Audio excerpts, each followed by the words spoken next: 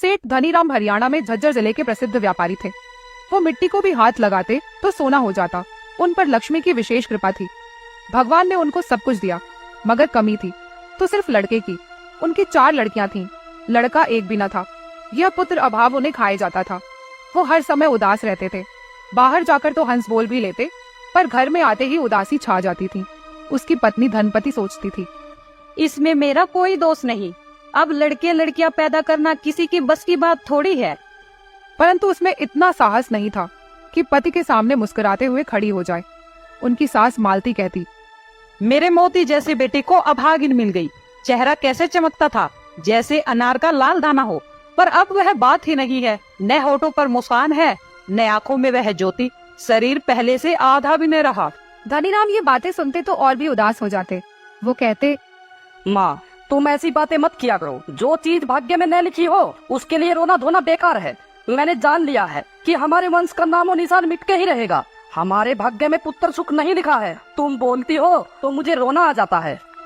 एक दिन गली में एक बाबा आया। बच्चों के लिए रीछ और औरतों के लिए बाबा, दोनों समान है। औरतों को तमाशा हाथ लग गया। वो बढ़ चढ़कर हाथ दिखाने लगी। इतने में मालती ने कहा, धनपति, जरा इधर आकर तू भी बाबा जी को हाथ दिखा ले। धनपति ने दुखी मन से उत्तर दिया, हाथ दिखाने से क्या होगा माँ जी? हाथ दिखाने से तकदीर थोड़ी बदल जाएगी।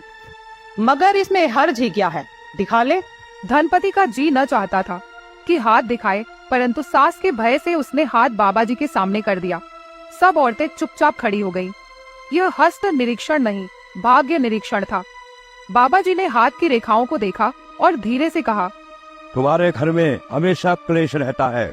धनपति की सास ने कहा, ठीक कहा पंडित जी। पर यह क्लेश मन का है, शरीर का नहीं। यह भी सच है बाबा। तुम्हारी बहू को लड़कियां होती हैं, लड़का नहीं होता। वहाँ खड़ी औरतों में से एक ने कहा, देखा, ये विद्या की बातें हैं। जो 4 अक्षर पढ़ जाते हैं वे कहते हैं ज्योतिषी शास्त्र सब झूठ है। अब कहो, सच बताया या नहीं?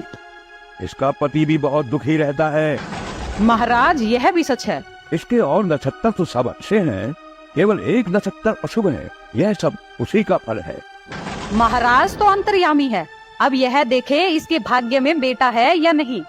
बाबा ने अच्छी तरह देखकर हिसाब लगाया और इसके बाद कहा, नहीं। बाबा जी, इसका कुछ उपाय भी है या नहीं? उपाय तो बहुत है, परंतु करना बड़ा कठिन है। महाराज, मैं सब उपाय कर लूंगी। रात को शमशान घाट में बैठकर जाप करना होगा। कर सकोगी? धनपति का चेहरा फीका पड़ गया। आशा सामने आई थी, ओझल हो गई। धनपति फिर उदास हो गई, जैसे कोई बाजी जीतते रह जाए। तुम उदास मत हो, तुम्हारे लिए ये काम मैं कर दूंगा। भय बहुत है। सिद्धि के समय भूत सामने आकर खड़े हो जाते हैं। अनजान आदमी तो डर के मारे मर जाए, परंतु भूत हमारा क्या बिगाड़ लेंगे। हम चाहें तो पल भर में खत्म कर दें। हमारे शब्दों में आग है। एक मंत्र पढ़ें तो चिल्ला चिल्ला कर भाग निकले। धनपति की आंखें आशापूर्ण हो गईं, जैसे देवी का वरदान मिल गया हो। सास का चेहरा आशा की आभा से लाल था। उसे विश्वास हो गया कि अब जरूर लड़का होगा। बाबा ने जो कुछ भी मांगा वही दिया गया। धनपति की रात दिन खातिरदारियां होने लगी। घर के लोग उसे कोई काम न करने देते थे। धनीराम ने कभी उससे सीधे मुंह बात न की थी। अब हंस हंस कर बोलने लगे। पहले जो दासी थी, अब वह रानी बन गई। एक दिन धनीराम बोले, मेरा दिल कहता है अब की बार लड़का ही होगा। लक्षण तो मुझे भी अच्छे मालूम होते हैं। दिल में ऐसे ऐसे विचार आते हैं कि तुमसे क्या कहूँ। जी चाहता है फल और मिठाइयाँ ही खाती रहूं। रोटी की तरफ देखने से भी घृणा होती है। खटाई पर तो दिल नहीं दौड़ता। नहीं जी, कभी ख्याल नहीं आता। अच्छा बताओ, जी कैसा रहता है? बहुत प्रसन्न। पहले सदा उदासी छाई रहती थी, अब जी चाहता है सारा दिन सैर किया करूं। ऐसी दशा मेरी आज तक कभी न हुई थी। मेरा दिल भी यही कहता है कि अब की बार लड़का ही होगा। अगर लड़का हुआ तो मुझे क्या दोगे? जो मांगोगी वही दूंगा। तुमसे बाहर थोड़ा हूँ। हीरे का हार बनवा दोगे? अरे, हीरे का हार? बस बस, इतना ही देखना था, देख लिया। तुम तो वकीलों की तरह बहस करती हो। चलो रहने दो, मैं तुम्हारा दिल देखना चाहती थी।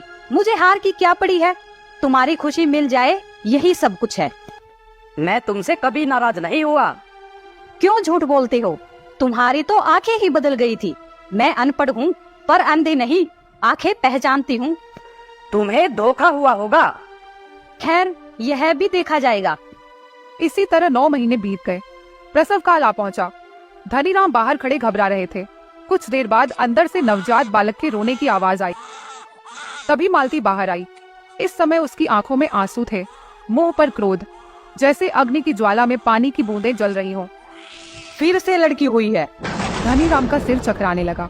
वो बहुत देर के बाद बोले, अब तो जी चाहता है कहीं निकल जाऊं। यहाँ मेरे दिल को शांति नहीं मिलेगी। धीरज रखो बेटा, घबराने से क्या होता है। वह ज्योतिषी मिल जाए तो मुंह नोच लूं। मुझे तो उस पर पहले ही विश्वास न था, मगर तुम्हारे ख्याल से चुप रहा। कई हजारों पर पानी फिर गया। कहता था जाप करूंगा तो लड़का हो जाएगा। ऐसे महात्मा होते तो मांगते क्यों फिरते। मुझे क्या पता था कि सब धोखा है। हमारे भाग ही खोटे हैं। माँ अब मुझे आज्ञा दो, साधु होकर कहीं निकल जाऊं। घर में रहा तो पागल हो जाऊंगा। कैसी बातें मुंह से निकालते हो तुम। भाग्य तुम्हारे क्यों खोटे होने लगे। भाग्य तो उस अभागिन के खोटे हैं जिसे सिंहासन पर बैठकर भी आराम न मिला। मेरी मानो अब दूसरा ब्याह कर लो। इससे लड़का न होगा। बहुत बर्दाश्त किया, अब नहीं सहा जाता। माँ मैं मर जाऊंगा लेकिन दूसरी शादी नहीं करूंगा। मैं आदमी हूँ, कोई राक्षस थोड़ा हूँ। अरे मैं उसे घर से निकाल देने की थोड़ी कहती हूँ। यह भी पड़ी रहेगी। लोग दूसरा ब्याह लड़के के लिए करते हैं, शौक के लिए थोड़ी करते हैं। ये बातें धनपति ने भी लेटे लेटे सुनी। वह पहले ही मर रही थी। यह बातचीत सुनकर और भी मर गई। उसे विश्वास हो गया कि अब यह ब्याह कभी न रुकेगा। वह सोचने लगी, अभी यही हाल है तो ब्याह के बाद क्या होगा। सभी दुत्कारेंगे, सब नई बहू को ही पूछेंगे, मुझे कोई न पूछेगा। यह अनादर, यह अपमान, यह तिरस्कार कैसे सहूंगी। परमात्मा अब तो उठा लो, यह सहा नहीं जाता। लेकिन उसकी सास ने जब यह शब्द सुने तो वो और भी लाल पीली हो गई और ऊंची आवाज में बोली, तेरे भाग में मौत नहीं, मौत तो हमारे भाग में है। बैठी राज करती है और छाती पर मूंग दलती है। ये शब्द नहीं थे, जहर में बुझे हुए तीर थे। धनीराम अंदर आ गए और प्यार से बोले, धनपति धीरज रखो। लड़के लड़कियां दोनों बराबर होते हैं। माँ जी जोश में आकर जो जी में आता है कह देती है, मगर उनकी नीयत खोटी नहीं है, भोली है। इतना नहीं समझते कि जिनके यहाँ बेटे नहीं होते वे मर थोड़े ही जाते हैं। तुम ऐसी बातों की चिंता मत किया करो, नहीं तो बीमार हो जाओगी। धनपति ने आंखें बंद कर ली। उसके सब पराये थे, केवल पति अपना था, मगर उसके लिए यही सब कुछ था। कुछ दिन के बाद पति भी अपना न रहा। धनीराम ने दूसरा ब्याह कर लिया। धनपति पर दुखों का पहाड़ टूट पड़ा। उससे कोई सीधे मुंह बात भी न करता था। सब नई दुल्हन की सेवा में लगे रहते थे। अब नई दुल्हन घर की सब कुछ थी, धनपति कुछ भी न थी। अब वह किसी काम में दखल न देती, चुपचाप अपनी कोठरी में पड़ी रहती। एक दिन धनपति की तबीयत ज्यादा ही खराब थी, इसलिए नई बहू दयावती रसोई में खाना बना रही थी। इतने में उसकी सास भी आ गई। उसने नई बहू को रसोई का काम करते देखा तो उसने धनपति की कोठरी में आकर कहा, परमात्मा करे ऐसी बहू किसी को ना मिले। खाने को हर घड़ी तैयार रहती है, काम का ध्यान ही नहीं। नई बहू बैठी काम करती है, यह रानी सेज पर लेटी है। कोई देखे तो क्या कहे। क्या करूं, बुखार हो रहा है। ये बहाने मैं खूब जानती हूँ। बुखार उखार कुछ नहीं है, बहाना है बहाना। माँ जी बहाना तो मैंने आज तक कभी नहीं किया। बड़ी सतवंती है ना तू, बहाने क्यों करने लगी। कल सांझ तक तो बुखार न था, अब कैसे हो गया। अब यह मैं क्या जानूं, रात को दे दर्द कर रही थी। देखना कहीं निमोनिया न हो जाए तो अच्छा ही है, मगर निमोनिया भाग्यवानों को होता है, अभागों को तो वह भी नहीं होता। भाग्यवान तो मैं ही हूँ, मुझे ही मार दे। आप तो लड़ती हैं, मैंने यह कब कहा है। मेरा सिर फिरा हुआ है ना। शायद फिरा ही होगा। आग पर तेल पड़ गया। सास ने गरज कर कहा, अगर फिरा हुआ होता ना तो तेरे जैसी कमजात लड़की को कैसे ब्याह कर लाती। पर नाले का पत्थर चौबारे में लग गया। धनपति कमजात का शब्द सुनकर क्रोध न रोक सकी, बोली, जाओ भीतर जाकर बोलो, मैं तो यूं ही मर रही हूँ। इलाज का तो ध्यान नहीं, लड़ने की धुन सवार हो गई है। परमात्मा ऐसी सास दुश्मन को भी ना दे। अब सहन करना मुश्किल था। धनपति की सास रोने लगी और इतने जोर से रोई कि सारा मोहल्ला जमा हो गया। चीख चीख कर कहने लगी, इस बहू ने तो मेरी इज्जत उतार दी, मेरा जरा सा लिहाज नहीं किया। रात को कहीं बुखार हो गया था, मैंने आकर पूछा हकीम को बुला लूं। बस इतनी सी बात पर गाली देने लगी। बोली, तुझे मेरे बुखार की क्या परवाह है। तुम्हें उस समय मालूम होगा जब तुम्हारे बेटे और उसकी बहू को बुखार चढ़ेगा तब पूछूंगी, क्यों माँ जी अब हकीम को बुलवाऊं? मैंने कहा मुझे गाली दे दो, पर उस गऊ ने तुम्हारा क्या बिगाड़ा है? इस पर नाम ले लेकर रोने लगी और मुझे कोसने लगी। वह गरीब न लेने में न देने में। अब तुम ही कहो मैंने क्या बुरा किया? मोहल्ले की सब औरतें चुप थीं। वे जानती थीं धनपति ऐसी औरत नहीं है, परंतु उन्होंने मुंह से कुछ नहीं कहा। उनके दिल कहते थे धनपति निर्दोष है, सारा महाभारत बुढ़िया का मचाया हुआ है, मगर फिर भी उनमें सच बोलने का साहस न था। सारा दिन बीत गया, धनपति को कोई दवा न मिली, न उसके पास जाकर किसी ने देखा। लेकिन जब सुबह हुई तो धनपति की आंख नहीं खुली। तेज बुखार के कारण उसकी मौत हो गई। धनीराम की नवजात लड़की को भी रात भर दूध नहीं मिला। भूख के कारण उसकी भी मृत्यु हो गई। सारे घर में कोहराम मच गया। रामधनी और उनकी माँ सब रोने लगे। केवल दयावती की आंखों में पानी नहीं था। वह कहती थी, कैसे छलिए हैं, दिल में तो दया नहीं और आंखों में आंसू है। परमात्मा करे ऐसे धोखेबाजों की यहाँ कभी संतान न हो। लेकिन होनी को इतना सब मंजूर नहीं था। धनपति का अंतिम संस्कार करके जब धनीराम घर आए तो उसकी 3 छोटी लड़कियों ने भी अपनी माँ के वियोग में अपने प्राण त्याग दिए। पूरे घर में सन्नाटा छा गया। लेकिन मालती अंदर ही अंदर बहुत खुश थी। वो सोच रही थी, अच्छा ही हुआ धनपति के साथ साथ ये बला भी चली गई। कौन इनको पालता, कौन इनकी शादी करता? आजकल जमाना कितना खराब आ गया है। अब एक लड़की बची है, ये भी मर जाए तो अच्छा हो जाए। इसी तरह रोते धोते कुछ महीने बीत गए। एक दिन धनीराम का साला मांगेराम उनके घर आया। उसने मालती से कहा, मौसी जी आपकी आज्ञा हो तो मैं धनपति की लड़की को अपने घर ले जाऊं। अभी वो बच्ची है ना, माँ को याद करती होगी, कुछ दिन में उसका मन बहल जाएगा। मालती ने जब ये बात सुनी तो उसकी मन की मुराद पूरी हो गई। उसने कहा, बेटा हम कौन होते हैं तुम्हें रोकने वाले? ले जाओ। यहाँ पर वो सारा दिन अपनी माँ के बारे में ही पूछती रहती है। मामा के घर जाएगी तो उसका मन भी हल्का हो जाएगा। मांगेराम धनपति की लड़की को लेकर चला गया। वो समय भी बीत गया जिसका सबको इंतजार था। दयावती का भी प्रसव काल आ पहुंचा। धनीराम घबराए हुए कमरे के बाहर खड़े थे। हे परमात्मा कृपा करो, तुम्हारे बिना और किसी का सहारा नहीं है। इतने में मालती आकर दरवाजे पर खड़ी हो गई। धनीराम ने पूछा, क्या हुआ है माँ? लड़का हुआ है। रामधनी और मालती की खुशी का ठिकाना न रहा। वो बहुत खुश हुए।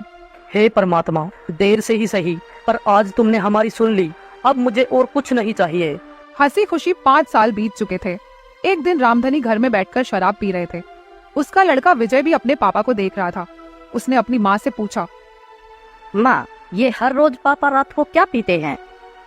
कुछ नहीं बेटा, तुम्हारे पापा सारा दिन काम करके थक जाते हैं, इसलिए वो शाम को जूस पीते हैं। इससे उसकी थकान उतर जाती है, जिससे अच्छी नींद आती है। अच्छा माँ, जूस पीने से नींद अच्छी आती है? हाँ बेटा, जूस पीने से अच्छी नींद आती है। माँ मुझे भी जूस पीना है, मुझे भी रात को नींद नहीं आती। नहीं बेटा, अभी तुम बच्चे हो और बच्चे जूस नहीं दूध पीते हैं। लेकिन विजय के दिमाग में उसकी माँ की ये बात घर कर गई कि जूस पीने से अच्छी नींद आती है। 15 साल बीत गए। विजय अब 20 साल का हो चुका था। उसे शराब और जुए की लत लग गई। उसने सब तहस नहस कर दिया। यहाँ तक अपने माँ बाप को मरने की धमकी देकर अपने घर तक को बेच दिया। इधर मांगेराम ने धनीराम की लड़की को खूब पढ़ाया लिखाया और इस काबिल बनाया कि वो डॉक्टर बन गई। लेकिन जब उसे अपने घर की सब बातें पता चली तो वह अपने आप को रोक नहीं सकी और वो अपने माँ बाप के पास आ गई। उसने कहा, यह कैसा हाल बना लिया पापा आपने? यह सब कैसे हुआ और आपने मुझे बताया भी नहीं?